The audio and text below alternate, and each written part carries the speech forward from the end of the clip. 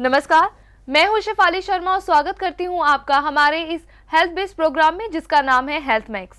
Health max doctor Raghav group का clinic है और इस क्लिनिक के सहयोग से हमारा उद्देश्य आप सब तक हेल्थ मैक्स की सुविधाओं को पहुंचाना है। हेल्थ मैक्स करीब 30 वर्षों से देश विदेश में अपने लाभ पहुंचा रहा है अपनी रिसर्च के द्वारा। तो आइए कार्यक्रम की शुरुआत करते हैं। आज हमारे स्टूडियो में मौजूद हैं हेल्थ मैक्स के डॉक्टर हिमांशु सिंह, जो हमें आज बता रहे हैं डायबिटीज के बारे में। सबसे पहले डॉक्टर हिमांशु, स्वागत है आपका हमारे इस कार्यक्रम में। Thank you. डॉक्टर, मैं आपसे आज पूछना चाहती हूँ डायबिटीज के बारे में। आजकल बहुत देखा जा रहा है कि हर किसी को डायबिटीज है। डॉक्टर, क्या है ये डायबिटीज, इसके बारे में हमें कुछ बताइए। डायबिटीज़ जनरल जो है वो एक बीमारी है जिसमें कि पैनक्रियाज एक हमारी बॉडी में ऑर्गन है जो कि दोनों तरह से काम करती है। ग्लैंड भी है, एक्सोक्राइन और एंडोक्राइन, दोनों तरह की ग्लैंड है बेसिकली। तो उसमें एक पदार्थ होता है जिसका नाम है बीटा सेल्स। वो बीटा सेल्स इंसुलिन सिक्रीट करते हैं जो कि हमारे बॉडी के शुगर को, स्टार्च को और फूड मटेरियल्स को, इनको सबको कन्वर्ट करते हैं आपकी एनर्जी के लिए, ताकि बॉडी को फ्यूल मिल सके, ताकत मिल सके काम करने की। जब इस इंसुलिन का निकलना बिल्कुल बंद हो जाता है या फिर कम हो जाता है या फिर प्रॉपरली निकल नहीं पाता और रेगुलेट नहीं हो पाता बॉडी में, तो पेशेंट को कहा जाता है कि इस पेशेंट को डायबिटीज़ हो गई है। जी डॉक्टर, अब मैं आपसे जानना चाहूँगी, डायबिटीज़ क्या जेनेटिक प्रॉब्लम है? हाँ बिल्कुल, डायबिटीज़ जेनेटिकली भी कई लोगों में देखी गई है कि हाँ जीन्स में प्रेजेंट है। अगर किसी की, तो जैसे किसी के फादर को है, मदर को है, तो बच्चों को भी हो जाती है। मगर ये एक जनरल पैमाना नहीं है कि हाँ भाई इस पेशेंट को डायबिटीज़ होगी ही होगी। जो कि अगर मान लीजिए मदर फादर को है, हाँ आप प्रोन टू दैट प्रॉब्लम है कि आप को हो सकती है। मगर अगर आप मान लीजिए एक्स्ट्रा एफर्ट करते हैं, एक्सरसाइज करते हैं, रेगुलर वॉक करते हैं या फिर जिमिंग करते हैं, जिस तरह से भी आप अपने आप को फिट रखना चाहते हैं, तो अगर आप फिट रहते हैं, सही समय पे खाना या टाइम पे खाना खाते भी हैं, तो मेरे हिसाब से अगर उस तरह से अगर आप दिनचर्या अपनी चलाते हैं, तो मेरे को नहीं लगता कि आप, अगर आपके मदर फादर को है, किसी के मदर फादर को भी है, तो उसको होगी डायबिटीज। अब मैं आपसे जानना चाहती हूँ, ये इनके प्रकार भी होते हैं, मतलब टाइप्स ऑफ डायबिटीज? बिल्कुल, डायबिटीज़ के मुख्यतः तो दो ही टाइप्स रहते हैं, टाइप 1 और टाइप 2। टाइप 1 उन लोगों में होता है जो यंग एज में, जैसे मान लीजिए 1 साल, 2 साल, 3 साल में भी बच्चों को आजकल होने लग गई है डायबिटीज़। तो वो एक ऑटो इम्यून डिसऑर्डर है, अपने आप होने वाली बीमारी। तो उस टाइप 1 के अंदर क्या होता है, beta cells are completely damage हो जाते हैं या डिस्ट्रॉय हो जाते हैं कह लीजिए। तो वो निष्क्रिय होने की वजह से इंसुलिन बिल्कुल नहीं बनता शरीर में। और जब इंसुलिन नहीं बनेगा तो क्या करना पड़ेगा, आपको आर्टिफिशियली इंसुलिन इंसर्ट करना पड़ेगा बॉडी के अंदर। तो लोगों को फिर इंसुलिन लेना पड़ता है उनको, और वो ऑटो इम्यून डिसऑर्डर है क्योंकि अपने आप होने वाली बीमारी, उसका कोई कारण नहीं पता है। ये तो खैर कारण आपको टाइप 2 जो दूसरी टाइप की डायबिटीज़ होती है, जिसके अंदर की पेशेंट मेडिसिन डिपेंडेंट होता है। दो तरह की डायबिटीज़ हुई, एक टाइप 1 है जो कि इंसुलिन डिपेंडेंट पेशेंट्स होते हैं, और एक टाइप 2 होती है जो कि एज रिलेटेड भी कई लोगों को होती है, या फिर कोई लोगों को जल्दी एज में तो हो गई, जैसे 20 साल 30 साल, जनरली 30 के अबव ही होती है टाइप 2 की केसेस। तो 30 के अबव के जितने भी केसेस होते हैं टाइप 2 की कैटेगरी में इनिशियली फॉल करते हैं, अगर वो मेडिसिन से कंट्रोल हो रहे हैं या फिर मेडिसिन डिपेंडेंट डायबिटिक मेलाइटिस के पेशेंट हैं। कई और भी टाइप्स हैं डायबिटीज़ के बेसिकली।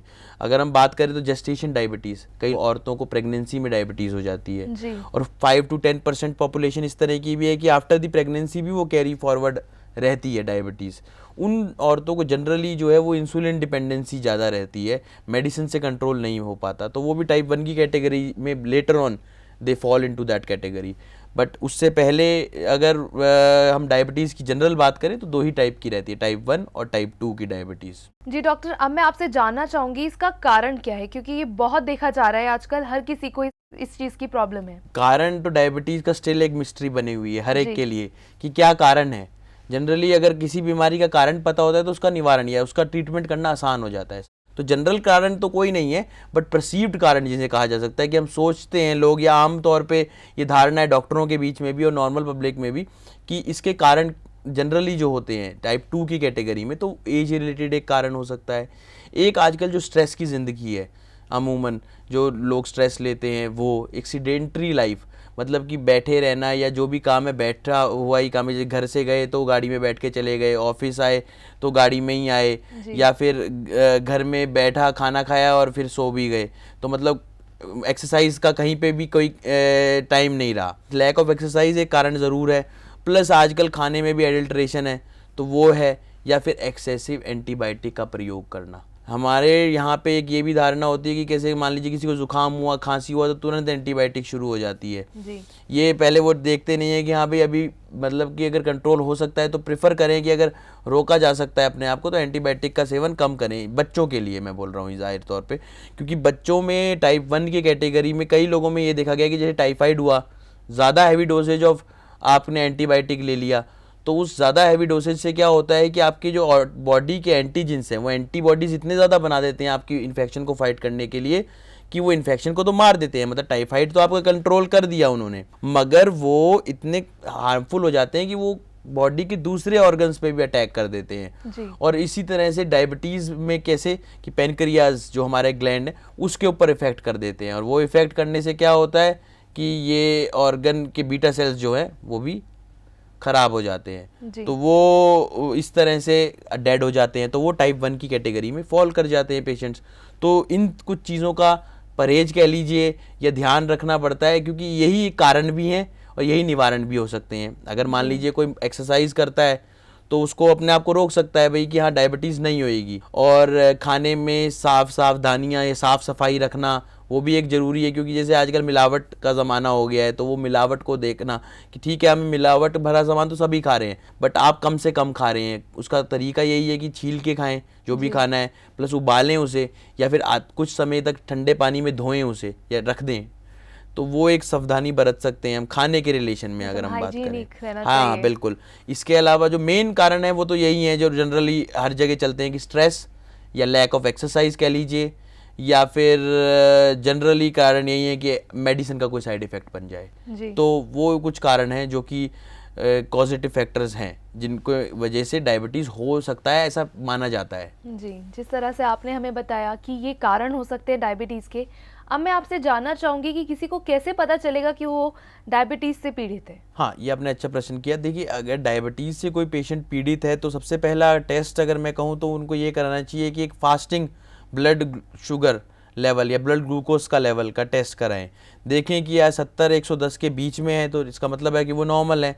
अगर 70-110 के ज़्यादा है तो इस डेफिनेटली वो पेशेंट जो है एक डायबिटिक पेशेंट है। इसके अलावा एक और टेस्ट है जिसका नाम है ग्लूकोज टॉलरेंस टेस्ट। एक वो टेस्ट कराया जा सकता है जिसमें कि पहले फास्टिंग का ब्लड शुगर नापा जाता है, फिर 100 ml या 75 ग्राम आपको ग्लूकोज इनरिच्ड कोई भी बेवरेज दिया जाता है। उसके बाद फिर 2 घंटे बाद चेक करते हैं।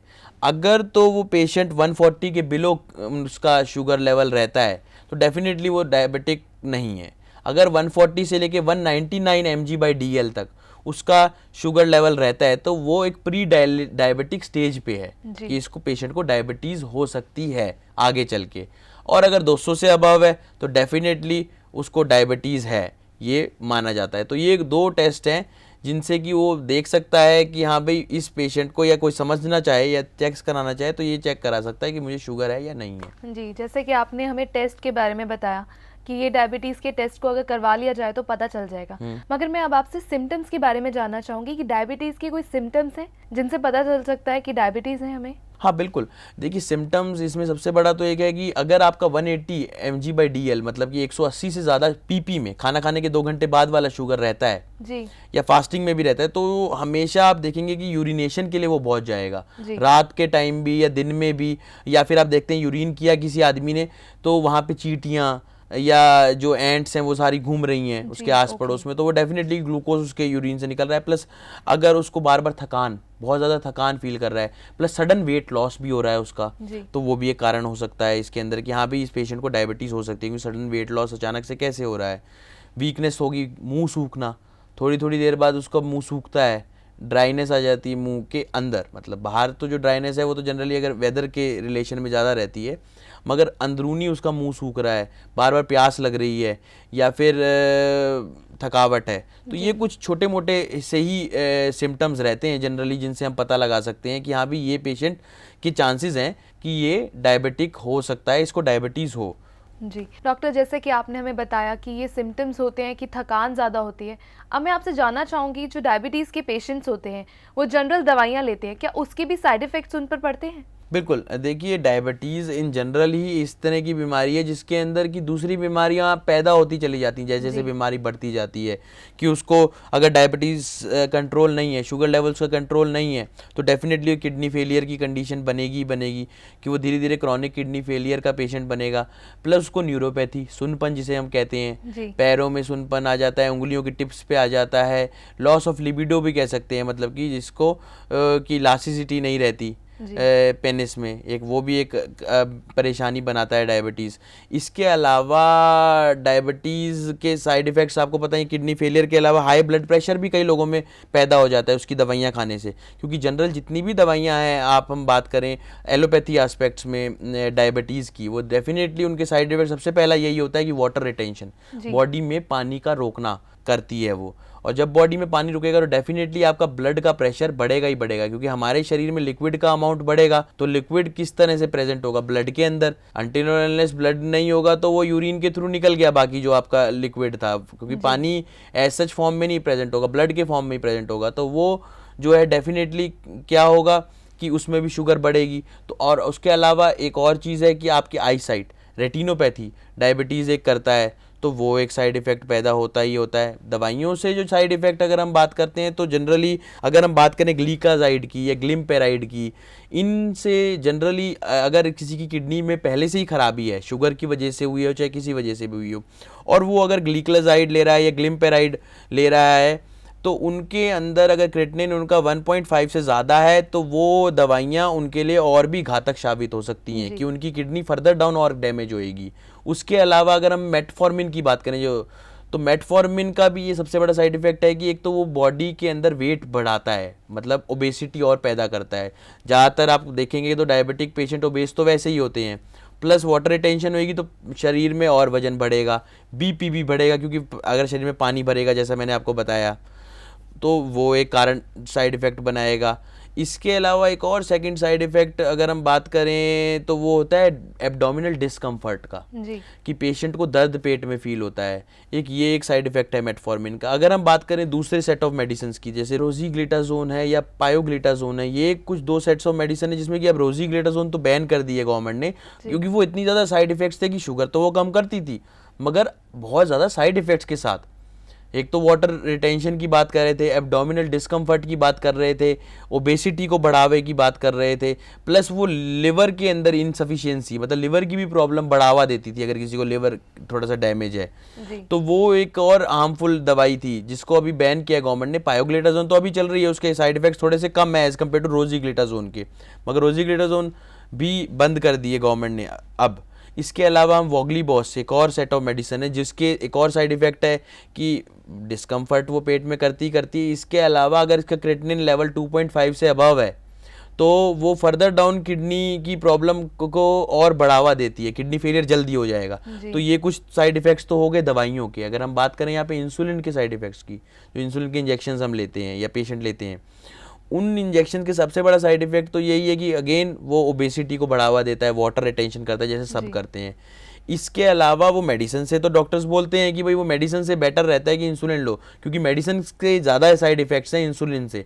मगर अगेन इंसुलिन पे एक बार चला जाता है आदमी तो इंसुलिन से भी हटना आसान नहीं है, तो वो और मुश्किल हो जाता है। इसके अलावा अगर हम बात करें इंसुलिन के और साइड इफ़ेक्ट्स की, तो उसमें सबसे बड़ा एक और साइड इफ़ेक्ट होता है कि जहाँ पे भी सबक्यूटेनियस फैट, जो जहाँ पे इंजेक्शन लगाया जाता है जनरली, वो फैट ख़त्म होना शुरू हो जाता है, खाल जो है पतली होती चली जाती है पेशेंट की, प्लस रैशेज़ या आप कह लीजिए खुजली फील करता है पेशेंट जहाँ पे वो इंजेक्शन लगाता है, वो चाहे वो इंसुलिन की इम्प्योरिटी से भी हो। क्योंकि अगर एडल्टरेटेड इंसुलिन, जैसे बाज़ार में आपको पक्का तो है नहीं, आप जाएंगे केमिस्ट के पास आप लेंगे, आपको क्या पता कि वो सही है या गलत है, इंसुलिन नकली है या असली है।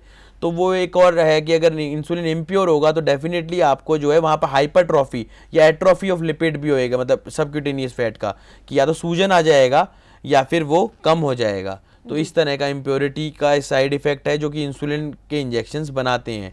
प्लस कई बीमारियों में ये और भी खतरनाक हो जाते हैं। जैसे मान लीजिए किसी की किडनी फेलियर है, वो इंसुलिन तो ले रहा है, ठीक है, क्योंकि वो शुगर उसका कंट्रोल नहीं हो रहा था मेडिसिन से, मगर अगेन इंसुलिन वाटर रिटेंशन करता है, तो उसको अगर शुगर के साथ बीपी है तो वो किडनी में और फर्दर डाउन प्रॉब्लम क्रिएट करेगा।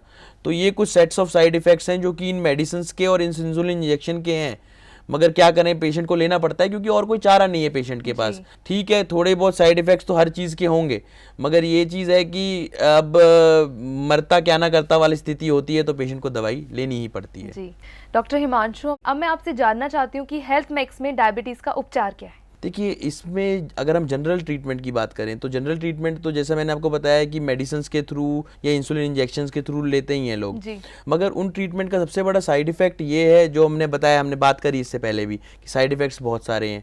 प्लस एक और चीज़ है कि उसका सबसे बड़ा ड्रॉबैक ये भी है कि शुगर आप सिर्फ कंट्रोल कर सकते हो, ठीक नहीं कर सकते।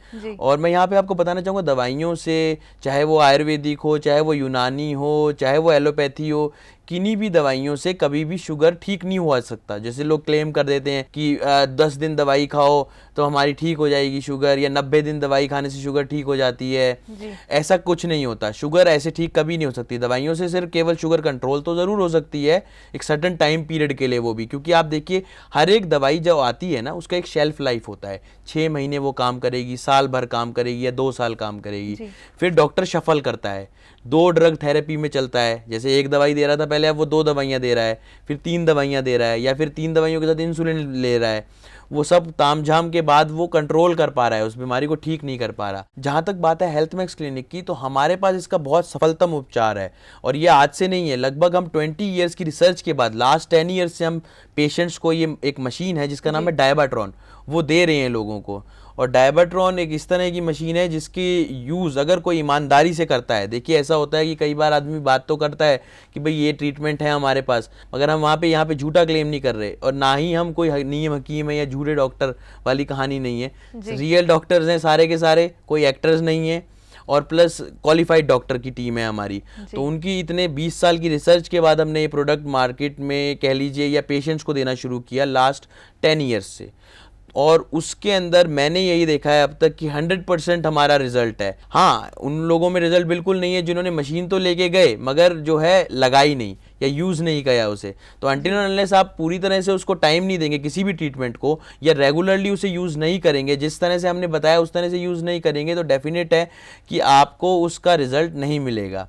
मगर जिन लोगों ने भी उसे यूज़ किया है, रेगुलरली लगाया है, डेली लगाया है, I can definitely assure you, और बिल्कुल कॉन्फिडेंटली कह सकता हूँ, और कोई झूठा क्लेम नहीं कहूँगा या किसी भी पैथी की डिग्रेडेशन की बात नहीं कहूँगा, डेफिनेटली उनको फ़ायदा हुआ है। शुगर कंट्रोल तो हुई है, प्लस उसे लंबे समय तक यूज़ करने के बाद, मतलब कुछ समय, ज़्यादा लंबा समय भी नहीं कि 10 साल तक यूज़ करना है, 5-6 महीने, 7 महीने, 8 महीने, साल भर यूज़ कर लिया, आपकी बीमारी हमेशा के लिए छूट जाएगी, मतलब छुट्टी हो जाएगी आपकी शुगर से, और प्लस उसके साइड इफ़ेक्ट्स से भी, जो दूसरे साइड इफ़ेक्ट्स वो शुगर क्रिएट करने वाला था उनसे भी छुटकारा मिल जाएगा। अब रही बात डायबाट्रॉन क्या चीज़ है, देखिए, तो डायबाट्रॉन एक इस तरह की मशीन है जिसके अंदर की इलेक्ट्रिक वेव्स निकलती हैं जो कि पेनक्रियाज के बीटा सेल्स को स्टिमुलेशन प्रोवाइड करता है। जहाँ तक की बात कर रहे हैं हम टाइप 2 की, जिसमें कि बीटा सेल्स जो हैं डेड नहीं होते हैं, सिर्फ वो जो कंसिस्टेंसी से, जिस कंसिस्टेंसी से एक नॉर्मल आदमी में इंसुलिन सिक्रीट हो रहा था, उस कंसिस्टेंसी से इंसुलिन सिक्रीट नहीं हो पा रहा होता है, डैमेज हो जाते हैं बीटा सेल्स। तो उन डैमेज को एक तो वो अपने इलेक्ट्रिक वेव्स से, जो एक specific form of electric waves हमने बनाई है, इलेक्ट्रिक वेव्स बहुत सारे इंस्ट्रूमेंट्स में आती है, मगर डायबिटीज़ के लिए हमने एक स्पेसिफिक वेव फॉर्म बनाई है